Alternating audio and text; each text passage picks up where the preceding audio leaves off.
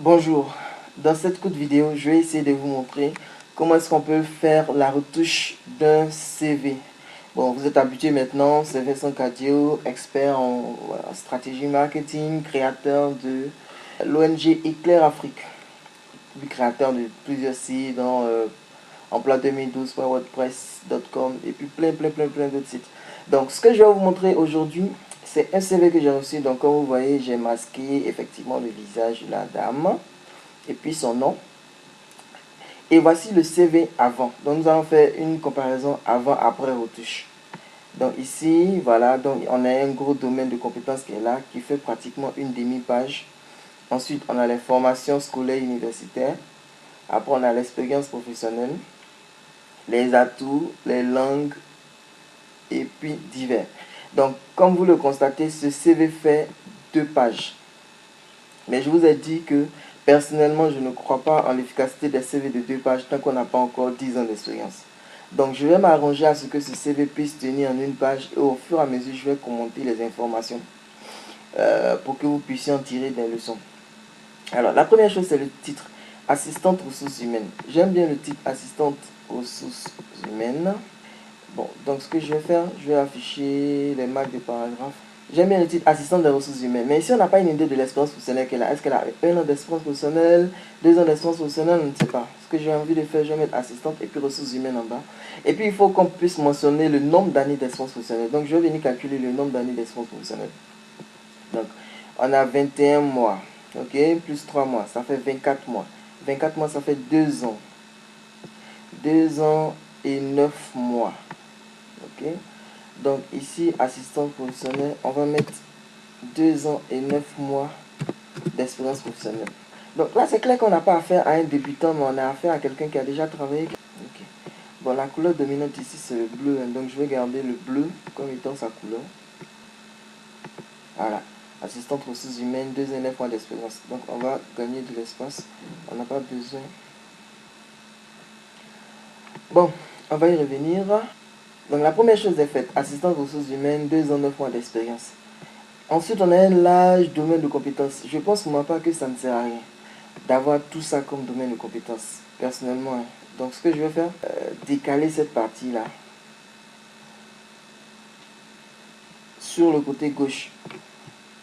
Donc, sur le côté gauche, vous voyez, on avait une barre qui n'était pas utilisée. Donc, on va commencer à l'exploiter.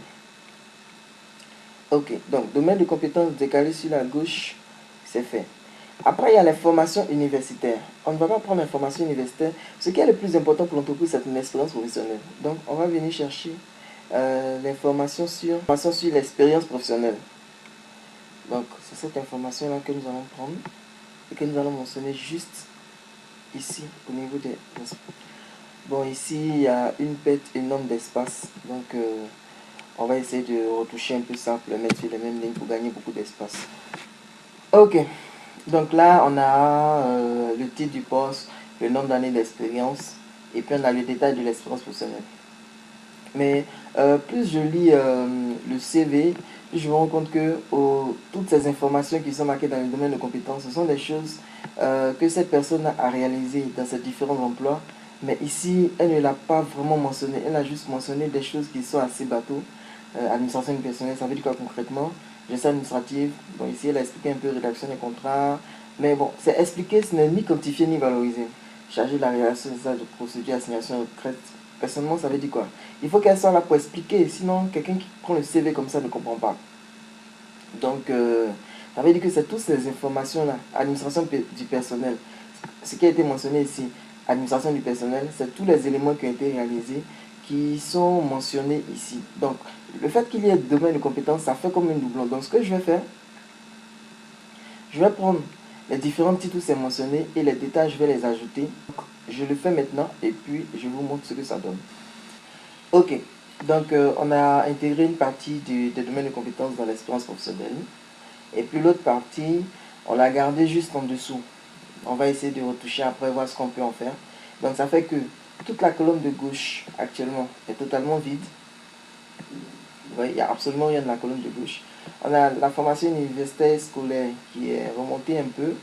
Et puis on a une troisième page qui est venue s'ajouter avec les atouts, langues et divers. Donc ce que nous allons faire, on va déplacer atout, langue et divers totalement dans la section de gauche parce que ça peut tenir là-bas.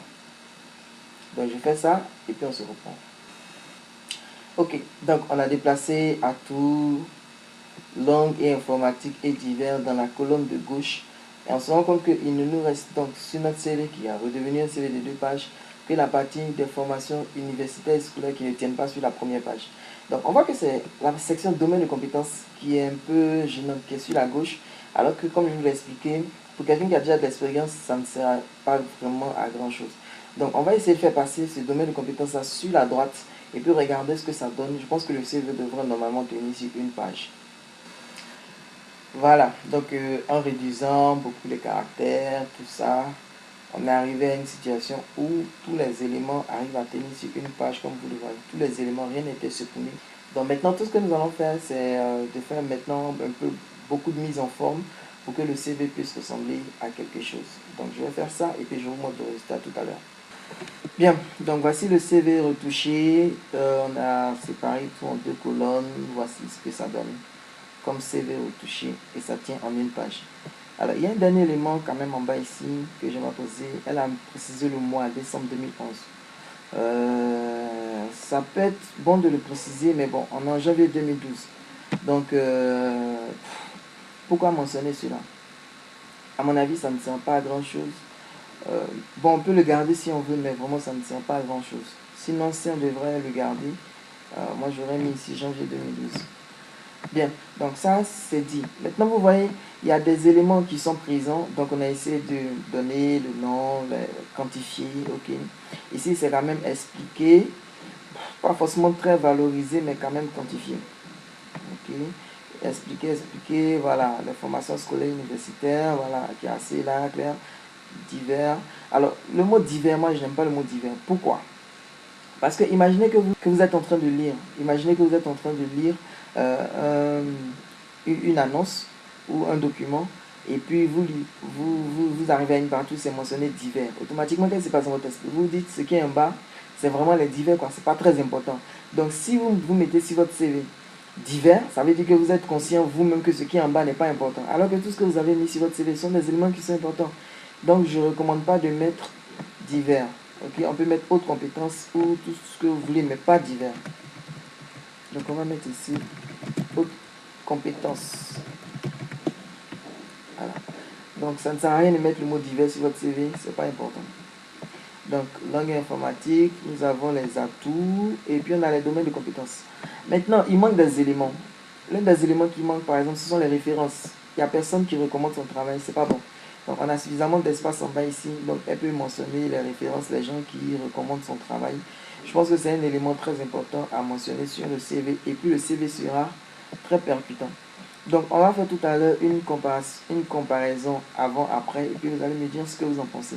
Donc voici le CV avant, assistant de ressources humaines avec 45 lignes de domaine de compétences et puis ensuite la formation scolaire avant d'arriver aux expériences professionnelles et puis les différents atouts juste en bas et puis on a toute cette bande de gauche là qui est totalement vide. Vous voyez, il n'y a totalement rien là-bas.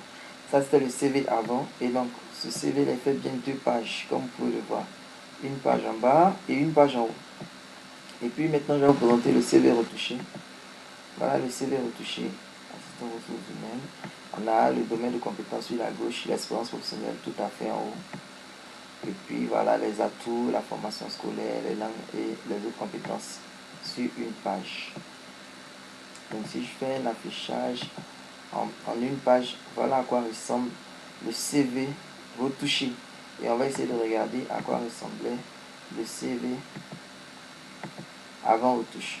Donc voici le CV avant retouche. Le CV et puis voici retouché. Ok, ce sont les mêmes informations disposées différemment. Et puis celui-là, c'est vraiment plus grand, assistante ressources humaines, 2 ans, 9 mois d'expérience. Ici, assistante ressources humaines, mais on n'a pas forcément l'expérience, on doit le chercher.